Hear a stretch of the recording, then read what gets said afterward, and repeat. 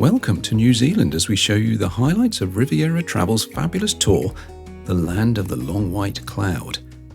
This incredible 21-day escorted tour will give you a deep dive into New Zealand's North and South Islands, and we're here to give you a small but stunning glimpse into what and where you will be exploring. Are you ready? Let's go! Your first taste of this fascinating country is upon arrival into Auckland, New Zealand's largest city, where you'll have an evening at your leisure, staying at the 4-star Grand Millennium Hotel, situated within walking distance of the city's main attractions, like the iconic Sky Tower with its 53rd floor restaurant, which we highly recommend for an evening of fine dining and jaw-dropping sunset views. Nestled between the Pacific Ocean and the Tasman Sea, Auckland is often referred to as the City of Sails due to its strong maritime culture and its residents' love for sailing. There's no better place than the Sky Tower for witnessing the City of Sails in action. The Auckland volcanic field within which it sits contains around 53 volcanoes like Mount Eden here, which is well worth a hike to. Auckland is the perfect gateway to explore New Zealand's North Island. And explore you will as you head to the Bay of Islands, where 2 nights in the 4-star scenic hotel in Paihia is an excellent base for the first stop, the Waitangi Treaty House, where in 1840 Maori chiefs and the original European settlers signed the Treaty of Waitangi, the basis of the future governance of New Zealand. Waking up in Paihia, you'll have an early start to get to the pier for a scenic cruise around the Bay of Islands and a visit to the Motu Kokako at the end of the Cape Brett Peninsula.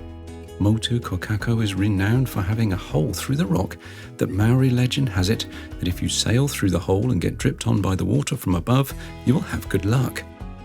It really is an incredible experience coming through the other side of the hole to see this island from a different perspective, with a clearly distinguishable rock formation resembling a woman's face looking directly due north that is revered in Maori culture. Heading back to Paihia, you will have time to stop at one of the larger islands in the bay, Uru Puka Puka. A climb to the top of the hill will reward you with spectacular views over the bay and many of the islands within it. With the Bay of Islands in your rearview mirror, your comfy coach will take you via Auckland and Hamilton south to the fascinating city of Rotorua. Rotorua has the most energetic thermal activity in the country, with mud pools and hot springs created by the mineral-rich thermal waters, some literally bubbling away just by the roadside. While in Rotorua, you will visit Te Puia, a traditional Maori village and home to the New Zealand Maori Arts and Culture Institute, incorporating a college for Maori students to learn the ancient arts.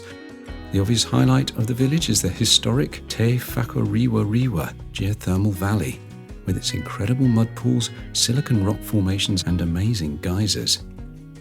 You'll have time to wander around the valley, taking in the sights, sounds and smells of these geothermal formations. With your stay stretching into the evening, you'll be treated to a Maori feast, a hangi buffet dinner cooked the traditional Maori way in an earth oven. Finally, you'll end your visit with an evening of ceremonial rituals, storytelling and intriguing insights into Maori life inside a fully wooden-carved Te Aranui Arua meeting house, where you'll enjoy a powerful cultural performance including many traditional Maori dances and rituals. With a free day in Rotorua, we suggest a visit to the world-famous Hobbiton movie set for a guided tour. Plucked from the pages of J.R.R. Tolkien's famous novels, The Hobbit and the Lord of the Rings trilogy, and transformed for the big screen by Peter Jackson, the tour around the 10-acre site is fascinating as your guide recites very interesting details of how the Shire was created. For fans of the movies, this is an absolute must-visit. On the way to Wellington, you'll visit the charming lakeside town of Taupo, stopping en route at Huka Falls. Huka Falls is not a traditional waterfall with a high vertical drop. Instead, it's a powerful cascade where the 100-metre wide Waikato River narrows dramatically to just 15 metres as it squeezes through a volcanic rock gorge. The narrowing creates a thunderous flow of water, with the falls dropping about 11 metres. The sheer volume of water passing through the gorge is staggering, nearly 250,000 litres per second. It's one of the most astonishing natural things we've ever witnessed. Then it's on to Napier, known as the Art Deco capital of the world. After an earthquake in 1931, the centre of the town was rebuilt in the Art Deco style, which was in fashion at the time. On arrival, you'll meet your local guide and take a fascinating walking tour of these beautiful Art Deco buildings. Then your final stop in the North Island, the capital city, Wellington. With only one free evening there, we recommend dropping your bags off in your room and immediately head to the nearby cable car up to the Botanical Gardens. The views are stunning.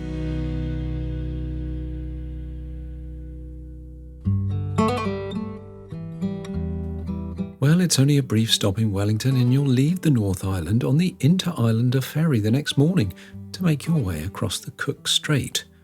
This famous stretch of water will reward you with views of the picturesque Queen Charlotte Sound, well, if the weather is kind, as you pass through on your way to Picton and then a coach ride to Nelson on the South Island. But this is wine country, home to many famous wine producers in the region of Marlborough, so of course, first you'll take a detour to stop for a look around one of the wineries in this pretty region and naturally indulge in a tasting or two.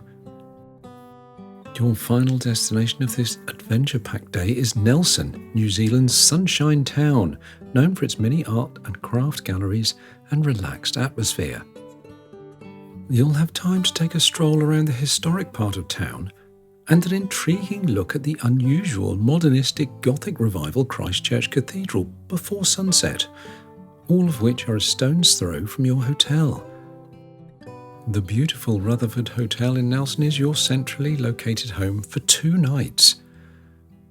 After your first night of restful sleep on the South Island, you'll board the bus early to make your way about an hour up the coast to the Abel Tasman National Park, where you'll enjoy a scenic cruise around the headland. There's an option to stay on the cruise for the full 3 hours or get off at one of the bays and do a 4-kilometre walk around the headland. About half of us chose the walk option, which took us through the woodland and around the peninsula with some spectacular views across the bays. Located just off the shore in Tasman Bay is Split Apple Rock, and it's one of the park's most iconic and photographed natural landmarks. The origin of the split is a subject of local Maori legend, which tells of 2 feuding gods who couldn't agree on the ownership of the rock, so they split it in half.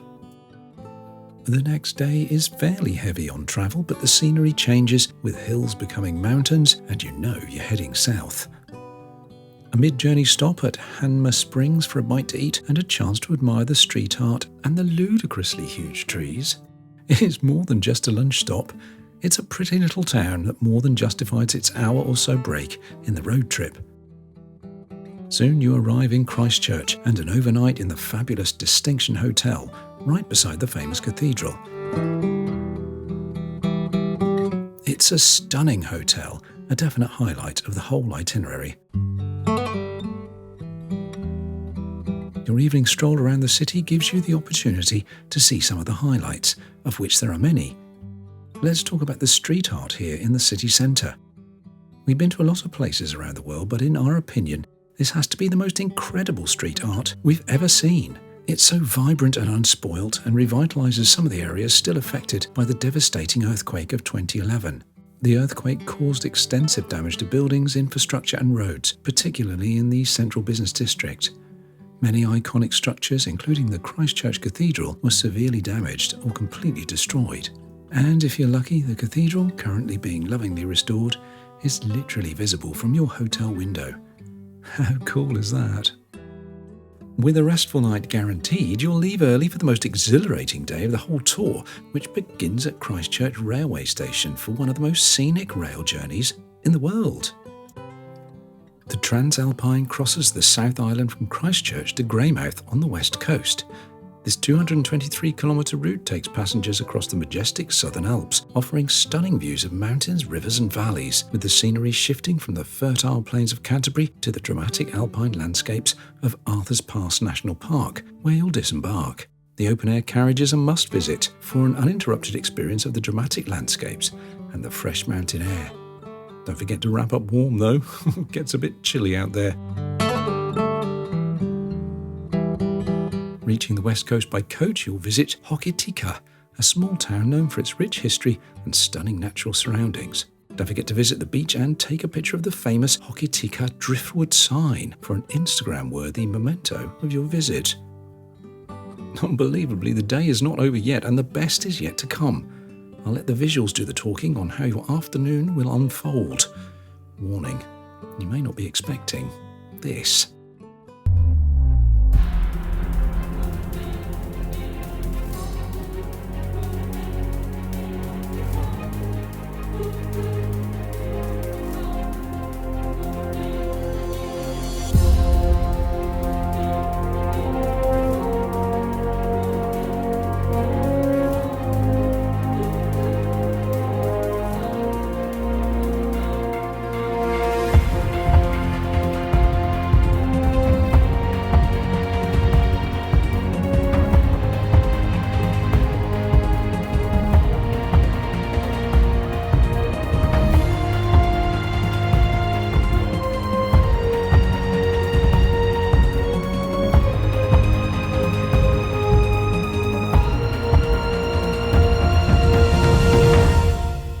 Yes, a helicopter ride that takes you onto the Franz Josef Glacier is included.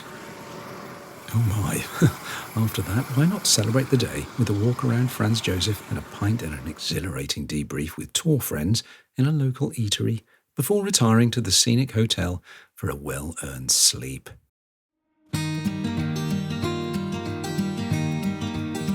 The next day, another scenic coach ride will take you to Queenstown and yet another great hotel that overlooks Lake Wakatipu. Queenstown, sprawling along the shores of the lake, is renowned as the country's adventure capital. The town was founded in the 1860s during the gold rush, which drew settlers and fortune seekers to the region. As the gold rush faded, Queenstown evolved into a holiday destination, offering stunning alpine scenery and a wide range of outdoor activities. Surrounded by the remarkable mountain range, Queenstown is now a year-round resort town, and you mustn't miss a visit to Skyline and a ride up the mountain on the steepest cable car in the southern hemisphere, the Skyline Gondola. The thrills don't stop there, for at the top, 480 metres above Lake Wakatipu, you can find the Queenstown Luge, a 1,600-metre racetrack of banked corners, tunnels and dippers.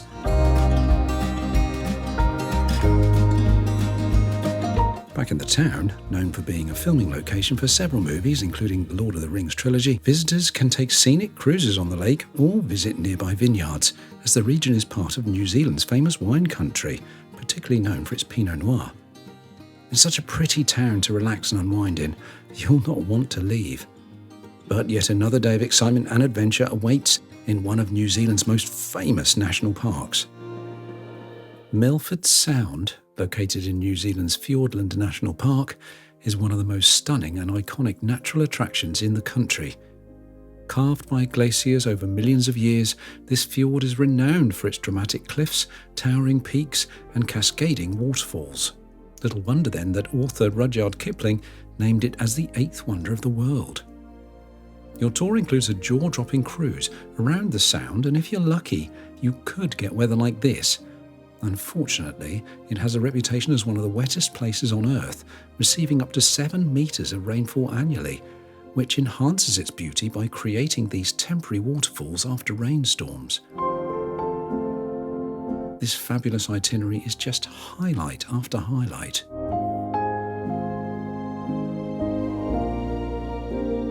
Towns founded during the gold rush of the 1860s feature heavily in the history of the South Island.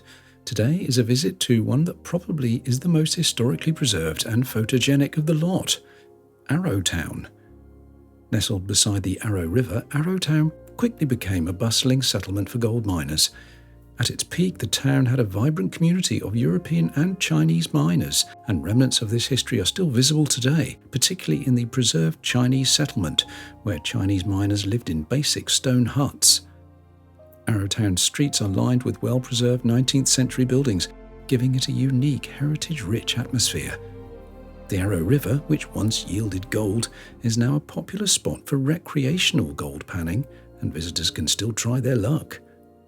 It's a delightful little place to visit as you near the end of your grand New Zealand adventure. Your final stop on the way back to Christchurch, where you'll say farewell to your tour party, is New Zealand's tallest mountain, Mount Cook. Standing at 3,724 metres high in the Southern Alps, it is part of the Aoraki Mount Cook National Park. The mountain holds great cultural significance for the Ngai Tahu tribe, who believe Aoraki is the ancestor of their people. Mount Cook is also famous for its association with Sir Edmund Hillary, the Auckland-born and based explorer who trained here before his famous ascent of Mount Everest in 1953. This poignant statue here is a moving tribute to the man who was the very first to stand on top of the world.